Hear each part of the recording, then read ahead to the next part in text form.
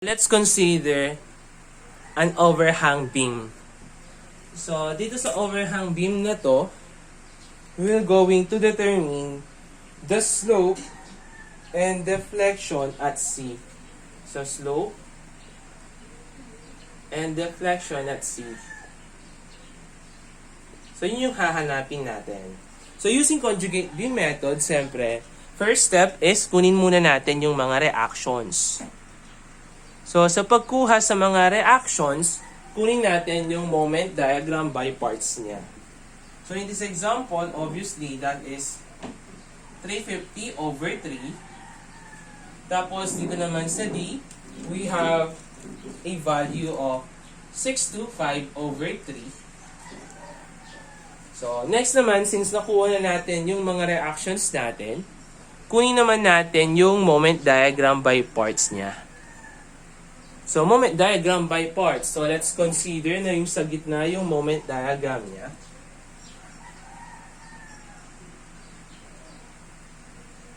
So, meron tayong dito real beam. And we have a conjugate one. Or an imaginary or fictional beam. So, since pataas yung loading natin, that will become 350 over 3 multiplied by 9. So you will have a value of 1,050 over EI. So next, etong 53 multiplied by 3. So you will have a value of 165 all over EI. So, indicating the direction, eto, upward to. So, eto naman, that is downward naman siya. Next, eto namang, yung moment natin, etong uniform load with respect to B. So, we have 30 multiplied by 9, multiplied by 9 over 2. So, we have negative.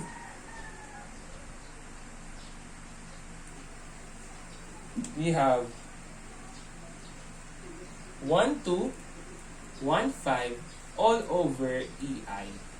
So, yung degree niya is second degree, tapos downward yung force natin. Ngayon, since conjugate beam to, yung free end natin magiging fixed. Etong support natin na nasa dulo, hinge pa rin yan. Tapos, yung internal support natin, that will become hinge. So, eto nyan, magiging hinge siya.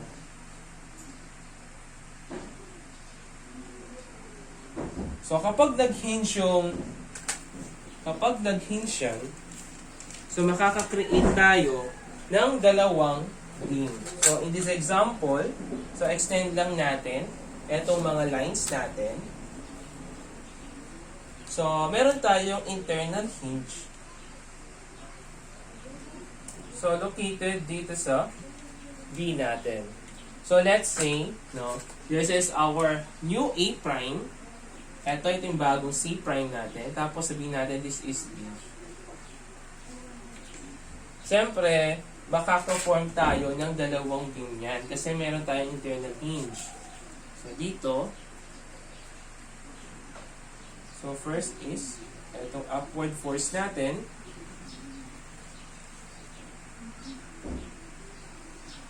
Which is equal to 1,050 over EI. Tapos, meron din tayong downward dito. Which is equal to 1,215 over EI. So, this is downward naman. Next naman is etong maliit na to. So, meron tayo dito. So, meron tayong fixed dito. Yung value natin dito. That is equal to 165 over EI. So, meron tayong C prime dito. And dito naman, located din dito, meron tayong hinge dyan. Diba? Ito yung nasa hinge. Kasi kapag merong hinge, pwede natin silang ma-divide sa dalawa. So, merong hinge dito. So, pinag-divide natin sila sa dalawa. So, kung yung... So, nandito naman yung B natin. So, consider muna natin to. Solve muna natin yung value ng R. Value ng RA prime natin. At saka, etong RB prime natin dahil dito sa hinge. So, meron tayong force dyan. Na R sub B. So, para mahanap natin yan, so let's take summation moment at B. So, mag-moment tayo dito sa B. Summation moment at B is equals to 0. So, let's say na yung clockwise is positive. So, we have a value of RA prime multiplied by 9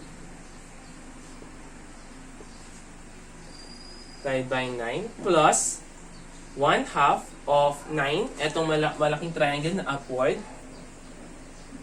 9 multiplied by, so intensity niyan is 1050 multiplied by 1/3 of 9 minus 1/3 of 9.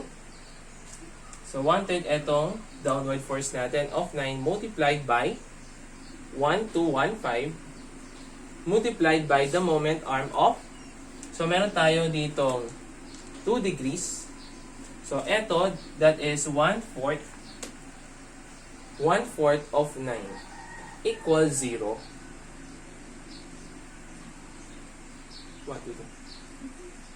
So the value of our RA prime is now equal to negative 663.75 all over EI kilonewton meter squared, or 663.75 over EI downward.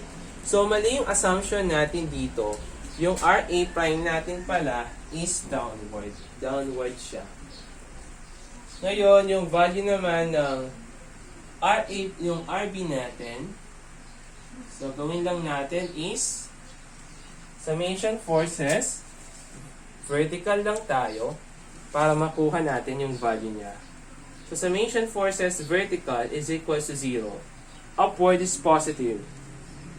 So upward yung inassume natin na direction ng RB natin, minus eto na RA prime since downward dyan, so that will become negative 663.75 plus etong malaking triangle natin na 1/2 of 9 multiplied by 1050 minus etong maliit, etong parabolic naman na 1/3 of 9 multiplied by 1215 equals 0. So the value of your RB is now equal to negative 416.25 all over EI kilonewton meter squared, or 416.25 over EI downward. So mali lang tayo ng assumption dito sa RB natin. So dapat yung RB natin dito, RB is equals to 416.25 all over EI na downward siya. So kung downward yung RB natin dito, therefore sa susunod, di ba pinaghati natin sila sa dalawa kasi nga meron tayong internal hinge. So kung downward to, magiging upward dito yung RB natin. Kasi nga hinge siya para mag-balance siya. So kung pagdudugtong mo ulit, since upward yung RB natin dito sa kalawang beam, tapos dito naman is downward, magzi-zero sila. So they have the same magnitude, magka-cancel out lang yung mga forces natin. Since nakuha na natin yung mga reactions natin sa conjugate beam, masosolve na natin yung deflection at saka slope at C.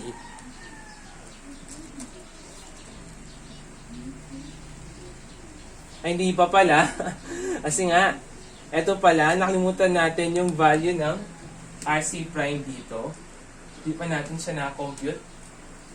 At saka yung value ng moment natin dito sa C prime. So, hindi pa natin yung value ng moment dyan. So, consider natin yung whole structure, no? Let's consider whole structure.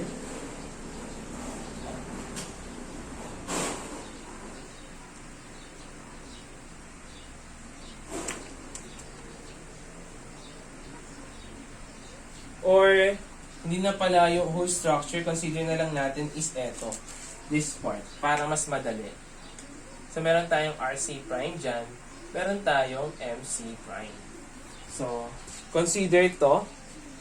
So, summation forces, summation moment at C prime is equal to 0. So, yung rotation natin is clockwise, positive. So, MC prime. So, eto naman, that will become MC prime. Tapos, meron tayo ditong upward na force.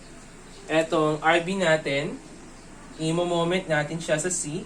So, that will become clockwise, kaya magiging positive. 416.25 multiplied by 3.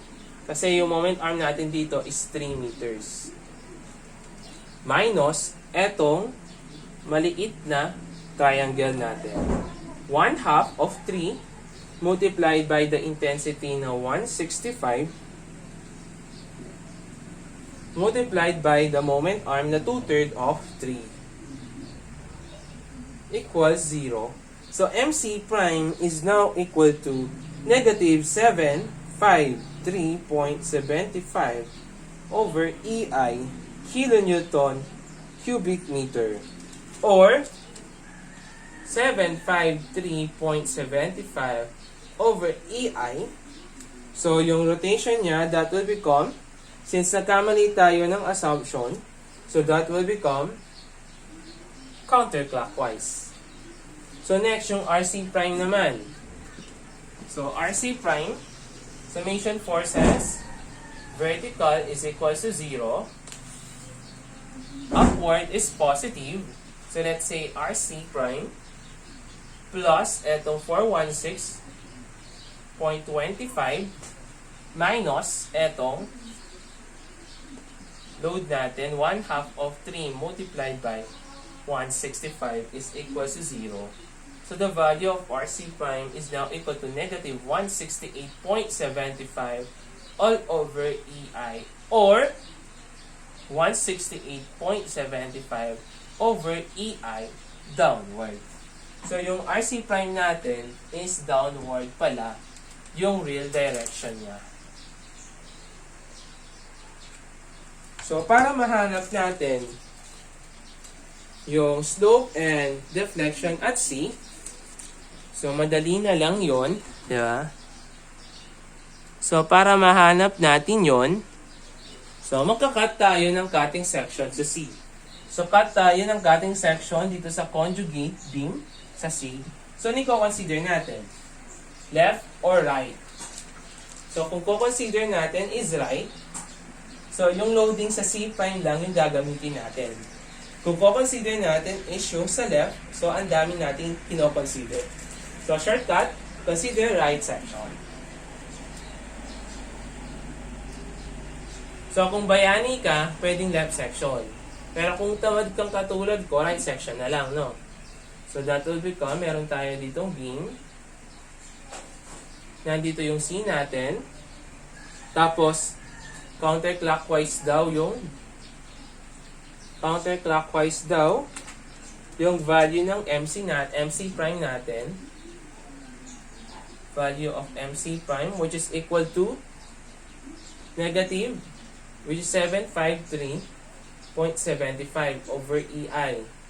Tapos, meron tayong downward force na RC prime, which is equal to 168.75 over EI. Ngayon, kunin natin yung slope dyan. So, the slope at C,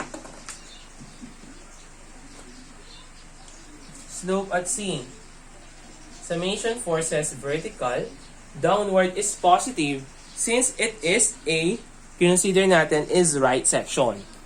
So, slope at C is now equal to 168.75 over EI kilonewton meter squared. So, since positive yan, therefore sa positive natin, diba, that is counterclockwise yung rotation natin. So, in determining for the deflection at C, that is summation moment at C. So, kapag sa C naman, so kung sa ano is clockwise dito naman is counterclockwise is positive. So, in this example, so since counterclockwise yung MC prime natin, the value of deflection at C is now equal to 7353.75 over EI. So, down upward yung deflection natin. So, kung i-draw natin yung deflection curve natin dito, so mapapansin ninyo, since bababa talaga yan, i-deflect yan na pa ganyan, tapos mag-0, kasi nga walang deflection sa B, walang deflection sa support, then susunod nun is pa ganyan. So, nandirito yung deflection natin at C. So, that will become the answers sa ating problem for overhang.